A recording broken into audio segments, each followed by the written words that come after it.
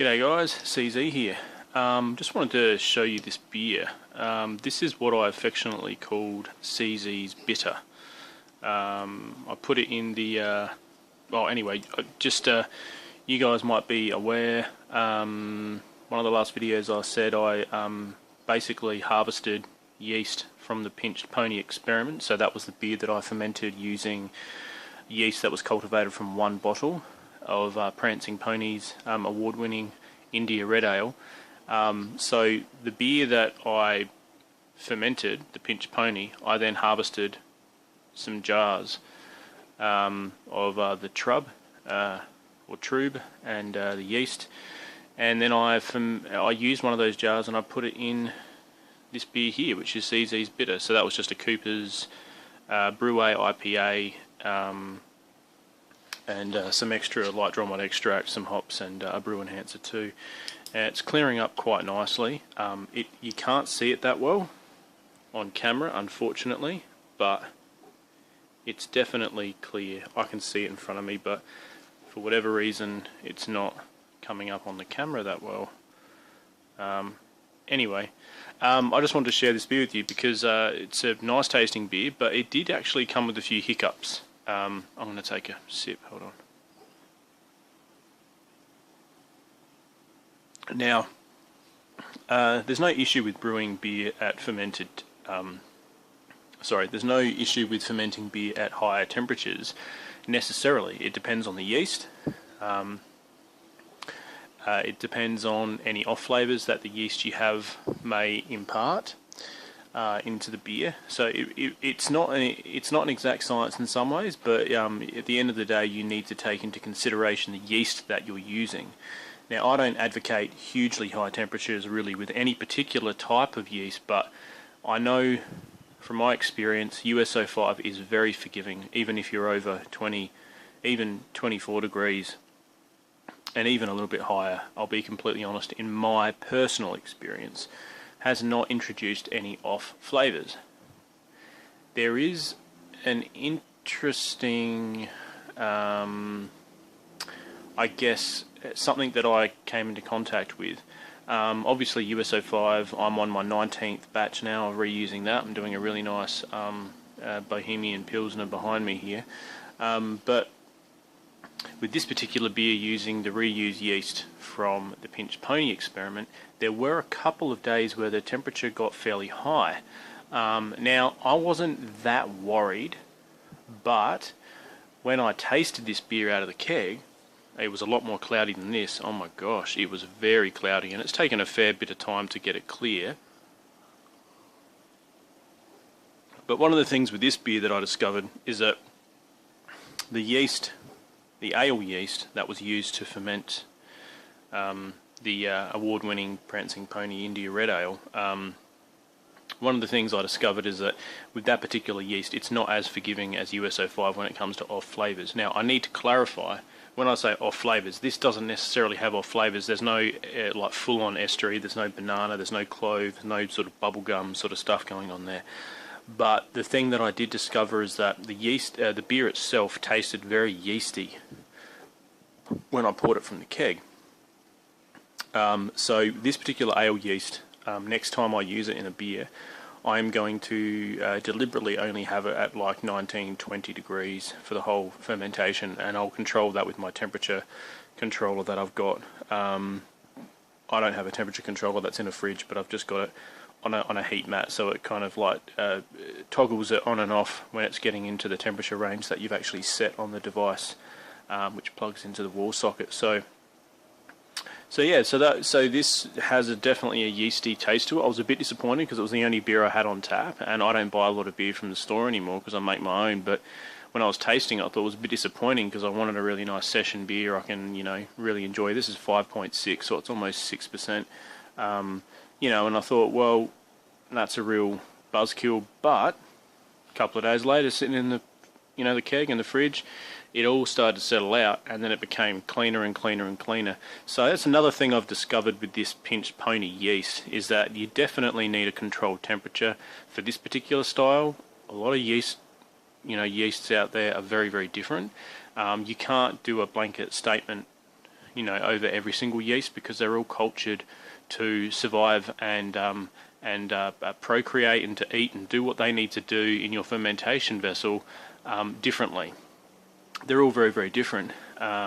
So this one here, I would definitely say 20 degrees consistently throughout fermentation, and I would almost bet money on the fact that if you did that, you would get a less hazy beer. One of the things with this particular yeast is that when the temperature is increased slightly, the yeast itself becomes it doesn't flocculate out as much. It becomes more easily agitated.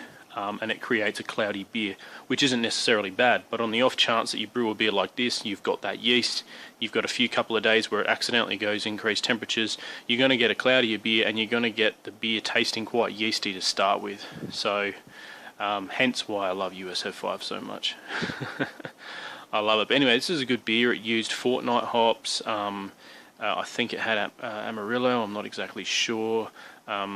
I could probably punch it up on the computer now and tell you, but at the end of the day, it's a pretty simple beer. I've got a new beer coming out called, it's style guidelines when I made the beer. This is using USO5 again, the 19th time.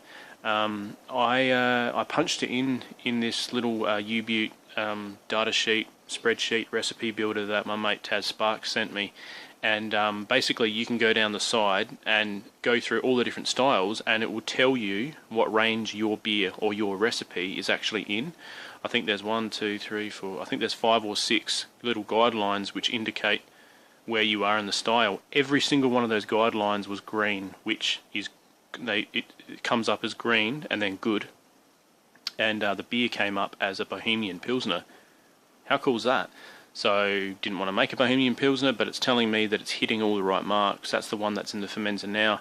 Yeah, so I decided to call it the Bohemian Amorite. Ammer for Amarillo and Right for Fortnight. So I did 15 grams of Amarillo and a Wolflock tablet at 15 minutes, and I did 24 grams of Fortnight hops in it.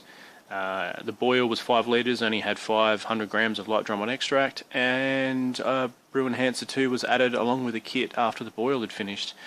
And it smells amazing.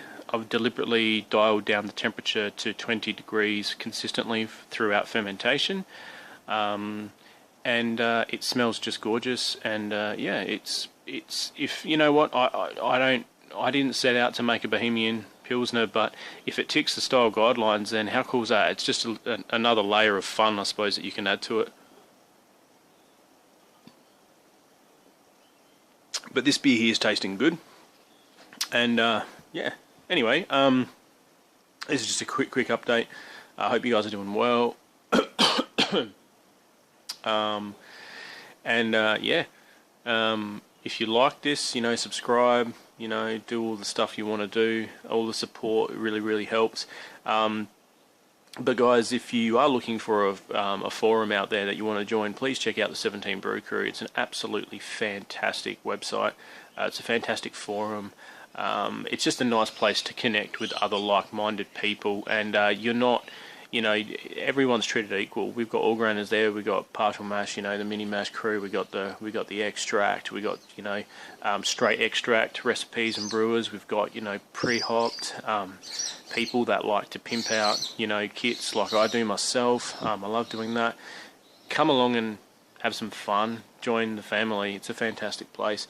The other thing is, this isn't associated with that, but for me personally, if you guys want to see me, I guess, inject some more fun and into what I do on YouTube, please hit me up at the 17 Brew Crew. Personal message me there.